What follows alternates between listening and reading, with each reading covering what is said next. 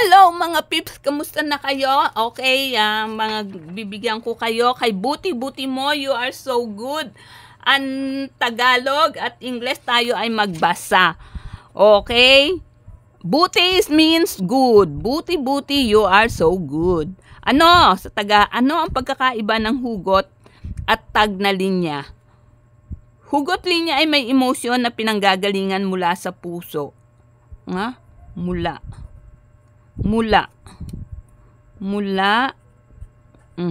Ayan. Mula sa puso. Tagline ay maiksi at pang-promotion na brand. What is the difference between the hugot line and tagline? Hugot are phrases expressing deep feelings from the heart, while tagline is a short phrase, concise, and used for brand promotion. Okay, example, halimbawa. Bigyan ko kayo ng halimbawa. I'll give you an example. Okay? Just wait. Okay.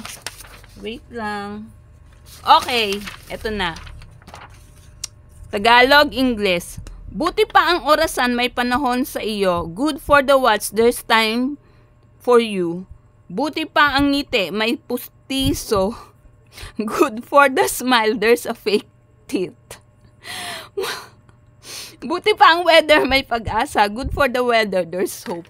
Okay, bahala kayo. Pag-aralan nyo, ha? Bye-bye.